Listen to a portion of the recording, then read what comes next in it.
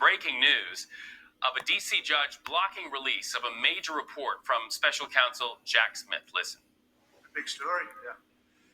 So, if I get it right, the fake witch hunt started by the DOJ having to do with books and records, and Biden had many more, and he wasn't protected by the Presidential Records Act. I was. Oh, God. But all of that fake stuff that took the lives of people, I mean, literally destroyed people.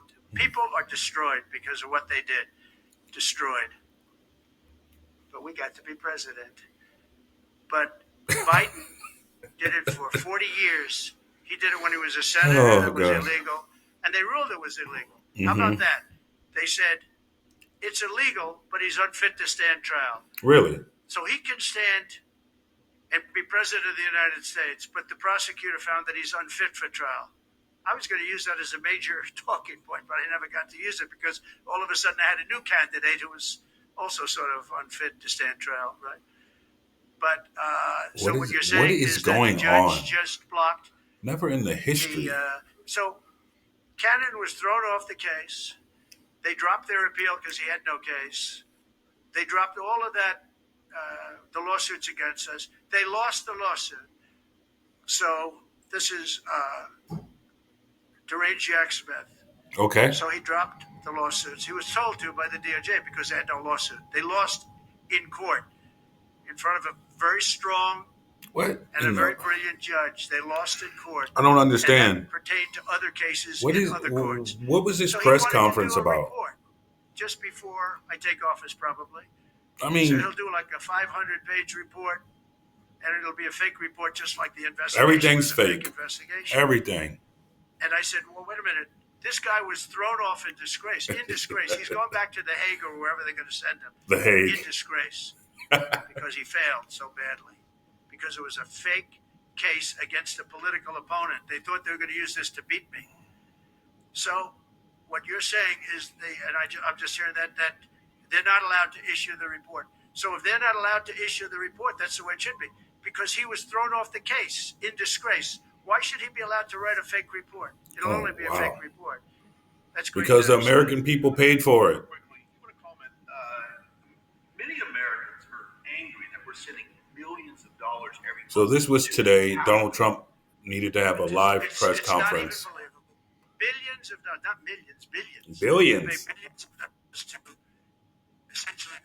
So let's go live to West Palm Beach, Florida. And CBS Take us to West Palm. Get us back in the studio, Craig. It was a wide-ranging news conference. It was wide-ranging. Yeah. In fact, if you took notes the old-fashioned way with a pen, you'd have sore knuckles. So let's get right now to talk about what was the first headline that that pertains to this soundbite that we just ran from the president-elect, and that is that judge blocking that report from Jack Smith's investigation. It sounds like this was news to the president-elect in real time during that news conference. Oh, yeah.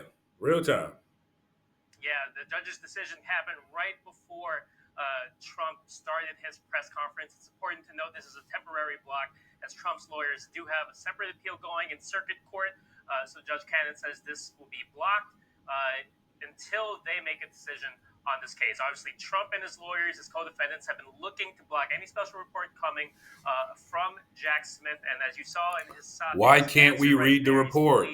With Cannon's decision. I want to see the report. Fluid situation. We'll see how it develops throughout the day and week. If he did nothing wrong, why can't we see the report? Pertain to the hostages that were taken on October 7th. The president-elect saying that if those hostages are not released before he's inaugurated, quote, all hell will break loose in the Middle East. Well, how about let's feed the starving children in Gaza, huh? Can we do that? Sudan? He kept it pretty broad. He did not articulate, but we know that Trump is a supporter fear-mongering of Israel. He has said that he wants them to, quote, get this done in regards to their war with Hamas and their strikes. War with Hamas? So he did not articulate what all hell. It's a genocide taking place. But just looking at what Trump has said in the past regarding the Middle East, potentially. Do your research, people. Do your research.